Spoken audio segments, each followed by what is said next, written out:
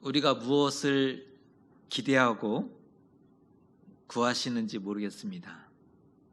우리는 무엇을 기대하고 구하고 있는가? 평안하고 고요하고 사건이나 소란함이 없기를 기대하고 구하고 있습니다. 그렇지 않으신가요? 평안하고 고요하며 사건이나 소란함이 없는 것을 없기를 바라는 것이 우리의 솔직한 마음일 것입니다. 보통의 경우 그것은 평화이고 보통의 경우 그것은 행복한 상태를 말하는 표현들입니다. 우리의 삶에도 큰 사건이나 소란함 없이 평안하고 고요하면 얼마나 좋을까? 너무 소란함이 많거든요. 사건, 사고. 그래서 우리 삶에 큰 사건 없이 소란함 없이 평안하고 고요하면 좋겠다, 이런 마음이 있습니다. 사건, 사고 없이 일상을 산다는 것은 대단한 것입니다. 예전엔 그것이 얼마나 소중한지 미처 몰랐었는데 우리는 코로나를 겪으면서 온몸으로 깨닫고 있습니다. 우리의 소원은 일상으로 돌아가는 것입니다. 큰 것을 바라거나 기대하는 것이 아닙니다. 여행은 아니더라도 가고 싶은 곳을 자유롭게 가고 보고 싶은 사람을 기쁘게 만나고 출근하고 학교 가고 마트 가고 주일에는 예배하고, 지극히 일상이지만 지금은 불가합니다. 가장 일상적인 말씀을 드렸지만 지금은 그것이 안 되죠. 오늘 말씀, 우리가 스가랴서의 말씀을 읽었는데 말씀의 분위기가 어떻게 다가오셨는지 모르겠습니다. 말씀을 보니 평안의 얘기가 나오고 고요하더라 라는 얘기가 나오고 참 따뜻한 느낌으로 성탄의 계절에 어울리는 말씀으로 다가옵니다. 오늘 스가랴서의 말씀을 묵상하면서 어떠한 의미를 가지고 있는지 한번 생각해 보고자 합니다. 스가랴에는 8가지 환상이 스가랴서 1장에서 8장까지의 내용 가운데 주로 8가지 환상이 나오고 있는데요. 첫 번째 환상이 화석류 나무 사이에 섰던 한 사람에 대한 환상입니다. 그와 함께 붉은 말이 나오고 자주색 말과 백마가 나오는 환상을 스가랴는 첫 번째 환상으로 보게 됩니다. 이들은 여호와께서 땅에 두루 다니라고 보내신 사람들이었습니다. 누군가 봤더니 여호와 하나님이 땅에 두루 다니라고 보냈던 사람들이었습니다. 그들이 여호와의 보냄을 받고 온 땅에 두루 다닌 후에 돌아와서 보고를 하는 장면이 나오는데요. 오늘 11절의 말씀입니다. 11절의 말씀, 중요한 말씀인데 우리 같이 한번 읽어봅니다. 시작. 그들이 화석류 나무 사이에 선 여호와의 천사에게 말하되 우리가 땅에 두루 다녀보니 온 땅이 평안하고 조용하더이다 하더라. 제가 다시 한번 읽어드립니다. 그들이 화석류 나무 사이에 선 여호와의 천사에게 말하되 우리가 땅에 두루 다녀보니 온 땅이 평안하고 조용하더이다 하더라. 어떤 이미지가 그려지십니까? 화석류 나무는 구원과 회복을 예언할 때 자주 등장하는 나무인데요. 오늘 등장하죠. 이 말은 오늘의 메시지는 구원과 회복과 관련된 말씀이다라는 것을 알 수가 있고요. 게다가 온 땅이 평안하고 조용하다라는 말씀을 하고 있습니다. 굉장히 부러운 장면이지 않습니까? 성경은 이스라엘의 번영과 또 이스라엘의 이상적인 모습을 표현할 때 온 땅이 평안하고 조용하다라는 표현을 사용하고 있습니다.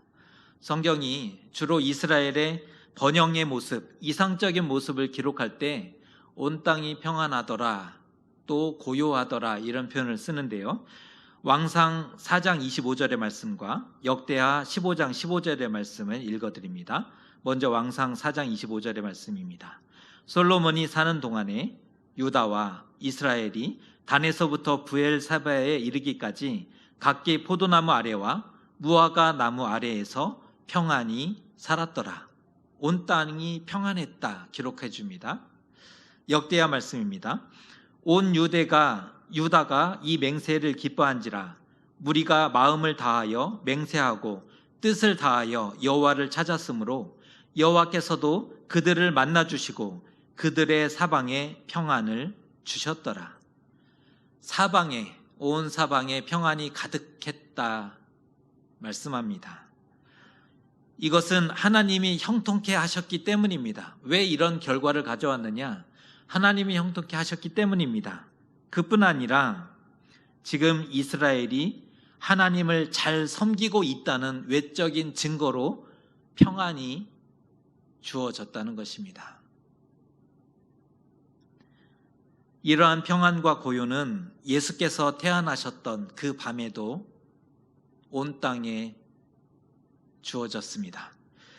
찬양 가사 중에 이런 찬양이 있습니다. 그 맑고 환한 밤중에 무천사 내려와 그 손에 비파 들고서 다 찬송하기를 평강의 왕이 오시니 다 평안하여라.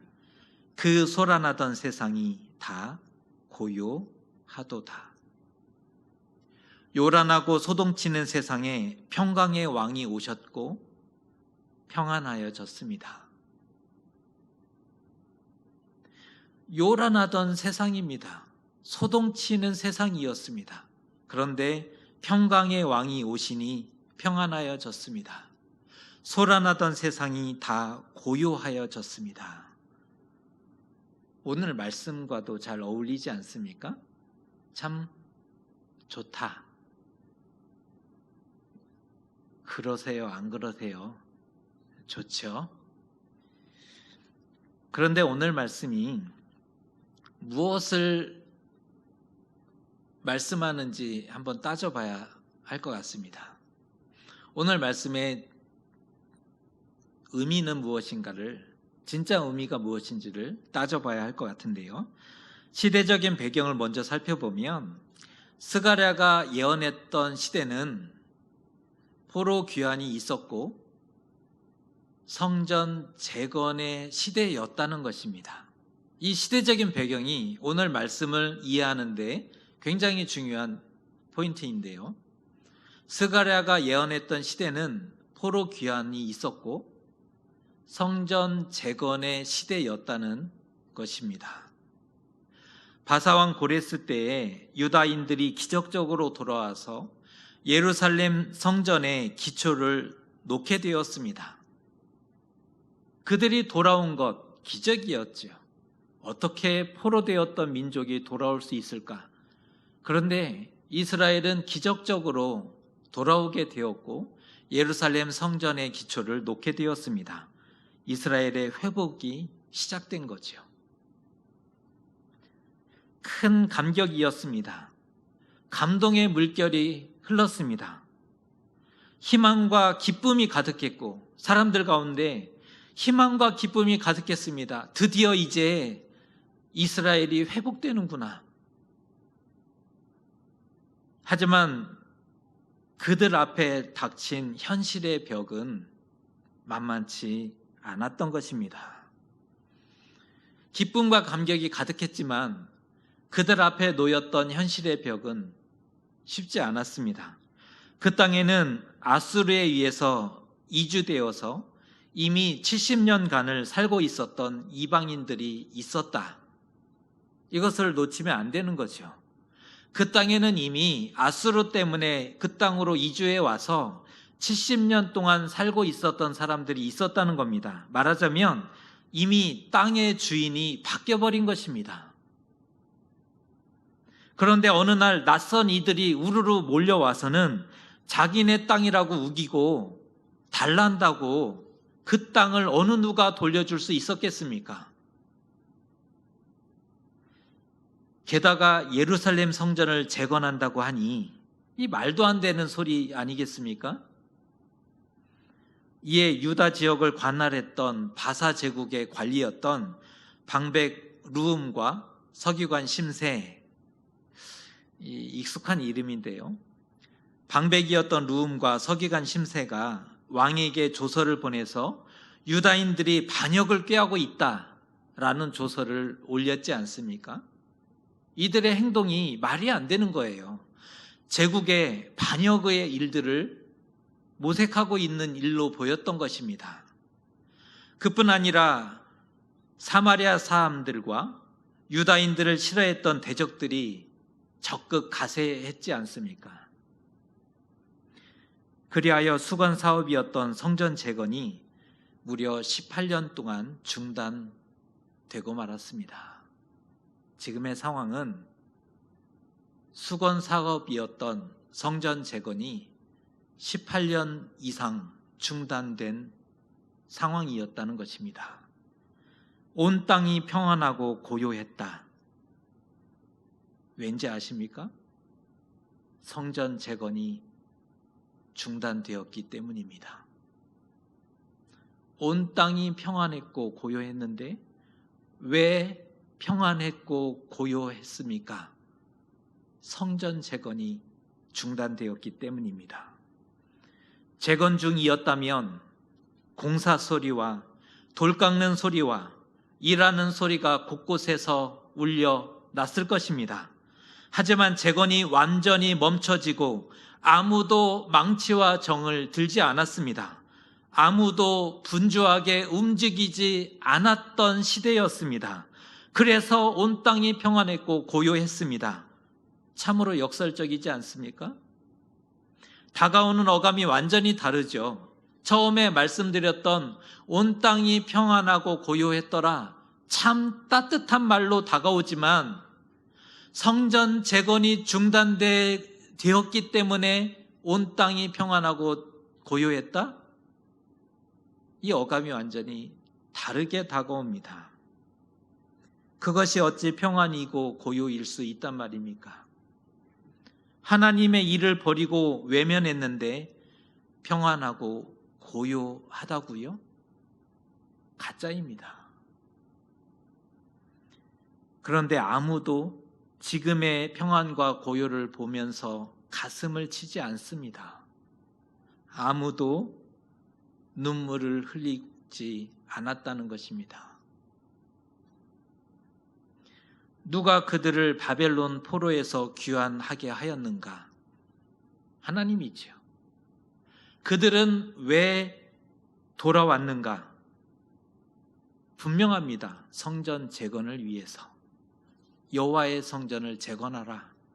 그 한 가지 목표와 이유 때문에 돌아왔습니다. 하지만 어려움과 문제를 만나니 재건을 포기하게 됩니다. 여기서 한 가지 짚고 넘어갈 게 있는데요. 정말 대적들의 반대 때문인가? 외적인 저항과 어려움 때문에 성전 재건이 좌초된 것입니까? 포기된 것입니까? 아니라는 겁니다. 사실은 믿음이 없었기 때문입니다. 하나님을 버렸고 신뢰하지 못했기 때문에 재건이 중단된 것입니다. 하나님의 백성이라는 정체성이 그들에게 없었습니다. 나는 누구인가? 여기는 어디인가? 이 답을 찾지 못했던 거죠. 난 누구? 여긴 어디? 이것에 대한 답을 알지 못했기 때문입니다. 은혜를 잊었고 사명을 버렸는데 평안하고 고요했습니다. 사실은 이 말씀은 소름 돋는 말씀이고 두려워해야 하는 말씀인 것입니다. 이런 일은 과거에도 그랬고 선조들이 저질렀던 죄악 중에 하나였습니다. 스가랴 7장 7절의 말씀 이후에 이제 다음 주에 우리가 살펴볼 말씀 중에 이런 말씀이 나옵니다. 7장 7절입니다. 예루살렘과 사면 성읍의 백성이 평온히 거주하며 남방과 평원에 사람이 거주할 때에 여호와가 옛 선지자들을 통하여 외친 말씀이 있지 않느냐 하시니라. 과거에도 이스라엘은 하나님의 역사에는 잠잠하고 침묵한 반면 이 일은 과거에서 그랬다는 거죠. 하나님의 역사에 잠잠하고 침묵하였습니다. 그래서 과거에도 평안할 때가 있었다는 겁니다. 그러나 반대로 불의와 악에는 소란하였고 북적북적했고 부응하였습니다.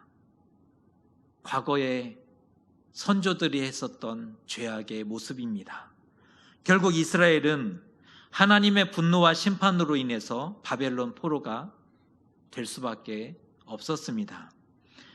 평온하다, 고요하다는 것이 결코 하나님의 평화와 보호, 번영을 가리키는 말이 될 수 없습니다. 평온하다는 것, 고요하다는 말은 하나님의 평화를 얘기하고 하나님의 보호와 번영을 보장해 주는 말이 아니라는 것입니다. 유다인들이 하나님의 역사를 버리고 대신 무엇을 하였습니까? 자기 거처와 자신의 집을 건축하였고 자신들이 먹고 살아야 할 밭을 개간하고 개인적인 문제에 온갖 힘을 쏟고 있었던 때였다는 것입니다. 70년간 포로가 되었습니다. 온갖 조롱과 멸시와 말로 할 수 없는 학대를 당하다가 극적으로 자유를 얻었고 겨우 고향으로 돌아온 그들이었습니다. 하지만 현실은 냉혹했고 폐허로 무너진 성전과 황폐한 예루살렘과 유다 땅이 눈앞에 펼쳐지고 있었던 거죠. 손에 가진 것 하나 없었습니다. 흉년과 기근으로 인해서 경제적으로는 너무나 궁핍했습니다. 반면에 재건해야 할 것이 너무나 많았습니다. 우선순위의 문제에 빠진 것입니다. 무엇을 최우선으로, 나의 삶에 무엇을 최우선으로 둘 것인가? 모든 것을 다 재건해야 하는데 나는 무엇을 최우선으로 삼을 것인가? 그들이 욕심을 부린 것이 아닙니다. 화려한 왕궁을 지으려던 것이 아니었지 않습니까? 그저 머리 둘 곳과 거처가 필요했던 겁니다. 게다가 방해꾼들로 인해서 재건의 길은 이미 막혀 있었기 때문입니다. 우리는 할 만큼 했습니다. 정말 우리는 우리가 할 수 있는 최선을 다해 할 만큼 했습니다. 하지만 어쩔 수 없었습니다. 그런데 집을 짓는 것이 그렇게 악한 것입니까? 성전이 그렇게 그토록 중요한 것입니까? 하나님 너무하시다. 하나님 어떻게 그러실 수 있을까? 이런 마음 안 드십니까? 너무 이기적인 거죠. 백성들의 상황을 전혀 고려하지 않고 너무 이기적이다. 지금 백성은 머리 둘 곳이 없습니다. 비를 피할 수도 없고 바람을 막아줄 거처조차 없는데 어떻게 성전을 먼저 건축하라는 말을 할 수 있는가? 성전에 대해서 너무 집착이 강하신 거 아닌가? 이건 집착이죠. 아니, 상황을 보면서 얘기를 하는 것을 해야 되는데 성전에 대한 집착을 얘기하는 것 아니겠습니까? 우리 같으면 이런 상황에서 높은 뜻이 아니라며 과민 반응을 보였을 겁니다. 100%. 그런 하나님이 하나님 맞습니까? 아마 들었을 것입니다. 그럼에도 하나님이 그리했던 이유는 성전 재건을 통해서 이스라엘의 회복과 부흥을 이루기 원하셨다는 것입니다.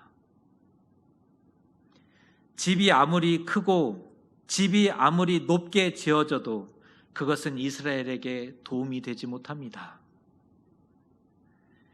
다시 무너질 것이 뻔했기 때문입니다. 이스라엘에게 필요한 것은 그것이 아니었기 때문이지요. 이스라엘에게 필요한 것은 집이 아니었다는 겁니다. 크고 화려한 집과 비옥한 땅이 필요했다면,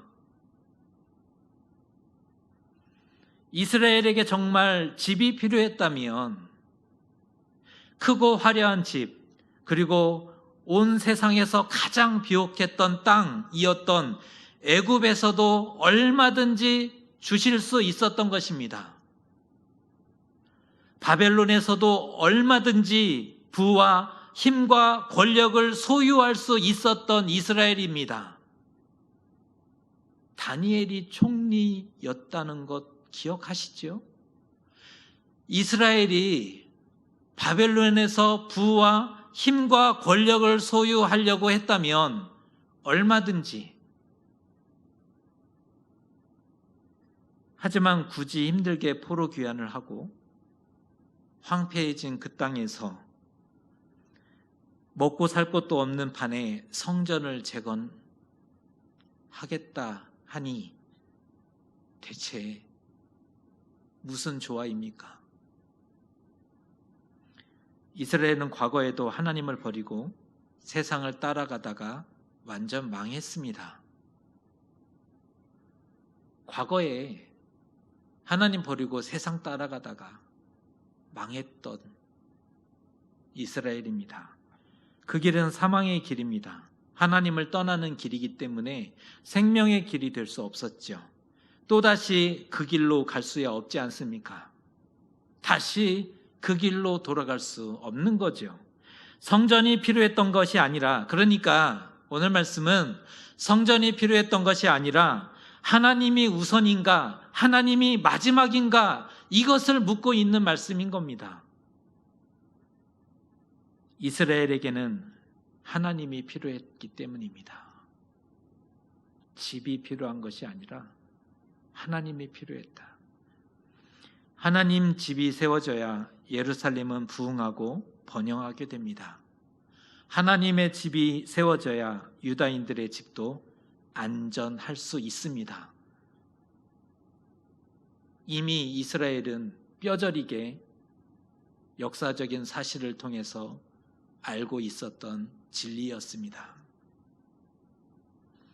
온 땅에 두루 다녔던 여호와의 사자가 예루살렘과 유다 성읍들을 불쌍히 여겨달라고 간구하는데요. 12절의 말씀입니다. 읽어드립니다. 만군의 여호와여, 여호와께서 언제까지 예루살렘과 유다 성읍들을 불쌍히 여기지 아니하시려 하나이까? 이를 노하신 지 70년이 되었나이다 하니.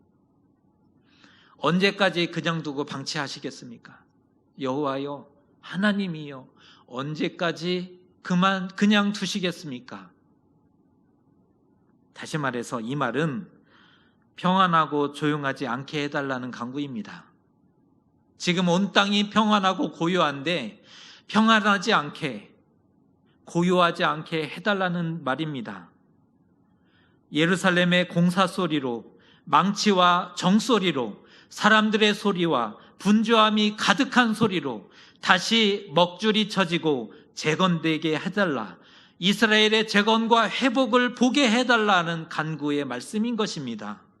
하나님은 여전히 이스라엘을 사랑하고 계셨습니다. 하나님이 친히 스룹바벨 총독과 여호수아 대제사장을 세워서 성전 재건이 재개되도록 하셨고, 학개와 스가랴 선지자를 감동하사 안일함에 빠져 있었던 백성들을 독려하셨습니다. 하나님이 자기 백성을 위해 선한 말씀과 위로하는 말씀으로 응답해 주셨던 것입니다. 스가랴의 예언을 통해서 마침내 유다인들은 스룹바벨과 여호수아를 중심으로 해서 성전 재건에 동참하게 되었고, 5년 후 주전 515년경에 스룹바벨 성전이 완공되었음을 보게 됩니다. 하나님의 역사였죠. 오늘 스가랴 선지자는 우리에게도 도전합니다. 우리는 온 땅이 평안하고 조용하기를 기대합니다. 어쩌면 우리의 기도 제목이지요. 우리의 삶이 평안하도록, 사건 사고 없이 고요하도록.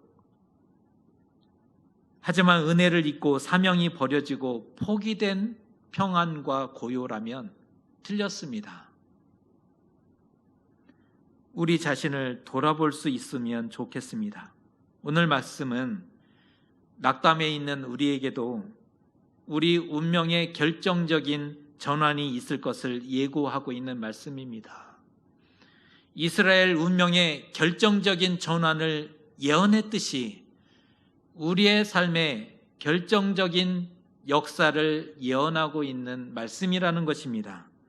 하나님의 백성이기 때문입니다. 여전히 사랑하고 계시고 여전히 불쌍히 여기고 계십니다. 하나님의 심판은 심판으로 끝나지 않고 회복과 연결됩니다. 왜냐하면 우리가 하나님의 자녀이기 때문에 그렇습니다. 여전히 외적인 어려움과 문제가 많지만 풀어가야 할 일과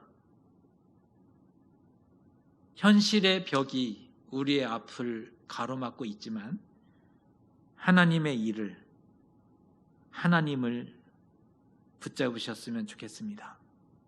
우리에게도 하나님이 필요합니다. 하나님의 선한 말씀과 위로하는 말씀으로 응답해 주실 것입니다. 오늘 말씀 마지막 구절이 굉장히 우리에게 선한 예언으로 다가오는데요. 선한 말씀과 위로하는 말씀으로 응답해 주시겠다라는 말씀입니다. 평안을 구하지 마십시오. 구원과 회복을 구하십시오. 평안이 옳지 않습니다. 구원과 회복이 옳은 기도입니다. 소란과 떠드는 소리, 웅성거리는 소리, 망치 소리가 가득한 인생 되시기를 축복합니다. 평안한 인생이 아니라, 고요한 인생이 아니라 소란과 떠드는 소리, 웅성거리는 소리, 망치 소리가 가득한 인생. 무너진 삶이 다시 재건되고 회복하게 되시는 저와 여러분 되시기를 주님의 이름으로 축복합니다. 기도하겠습니다.